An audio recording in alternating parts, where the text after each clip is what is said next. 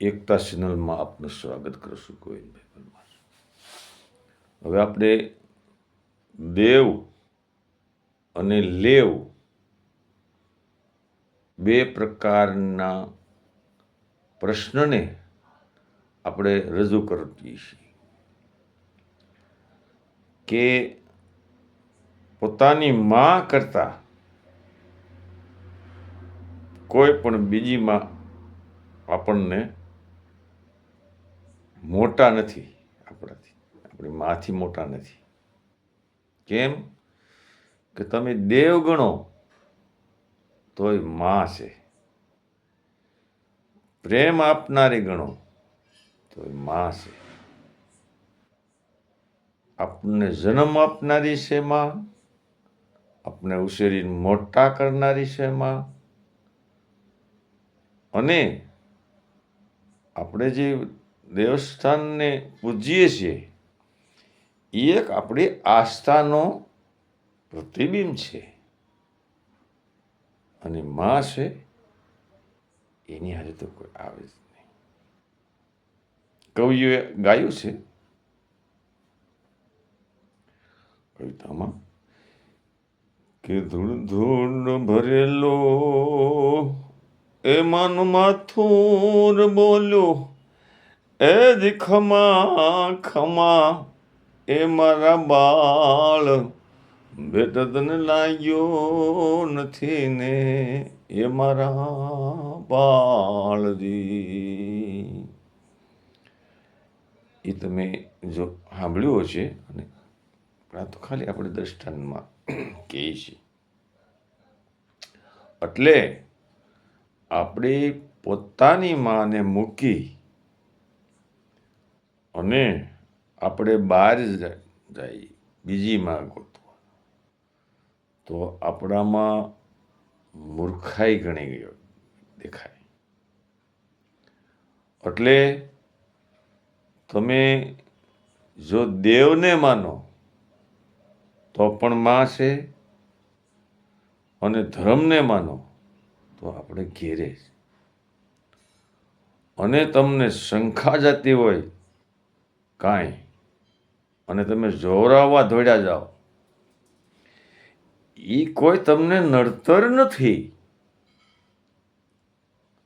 એ તમારી ભ્રમણા છે.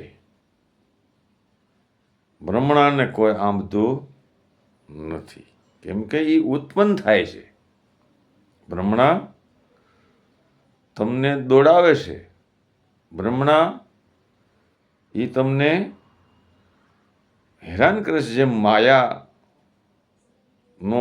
આપણે પાર નથી પામતા, એ મનથી ઉત્પન્ન થયેલી માયાનો પાર ન પામી, એવો ભ્રમણાનો પાર નથી. તમે બીજી દેવી દેવસ્થાનમાં આપણે ઘરથી બહાર નીકળીને જોવડાવવા જાય તો એક વિચારધારાની અંદર આવે, અને આપણે જે ફિલ્મી ગીત હોય ને, ફિલ્મી ગીત, એમાંથી મને એક કડી મગજમાં મારી મેમરીમાં અટકી ગઈ. બીજી બધી તો આપણે કાન હોરી કાઢી નાખવાની હોય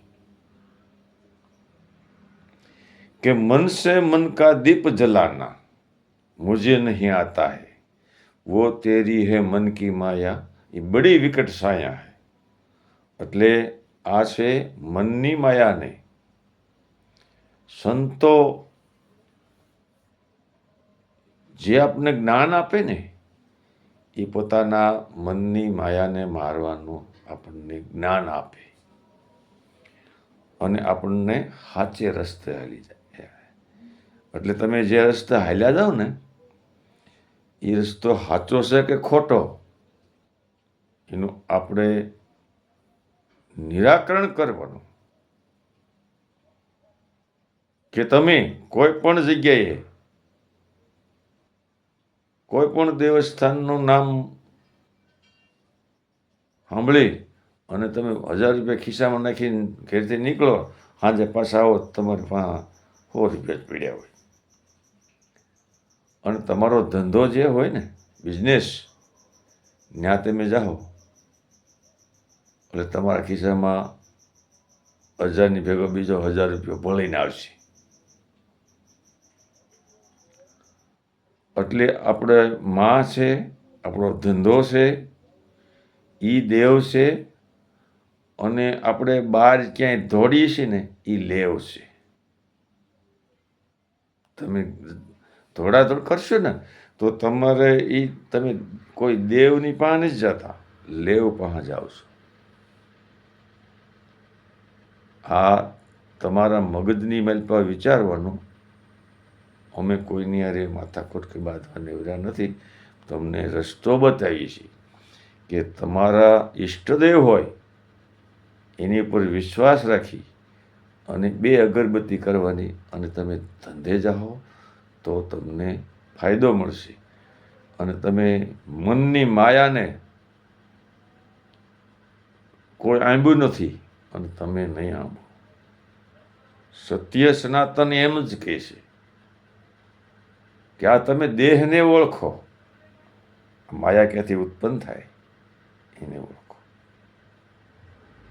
આ સત્ય સનાતન ધર્મનું આપણે જ્ઞાન કરીએ છીએ એટલા માટે જ કરીએ છીએ કે આપણે આપણી મિલકત, આપણી કમાયેલું અને એ આપણે સત્માર્ગે ન વાપરી શકીએ અને આપણે અસત માર્ગે પૈસો વપરાઈ જાય આપણો, તો સત્માર્ગ કોને કહેવાય?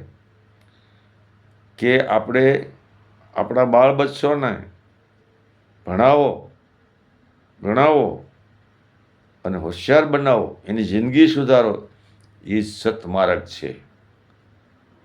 બીજો આપણી મગજની મેમરીને બરાબર વિચારી અને દોડવાની જરૂર નથી.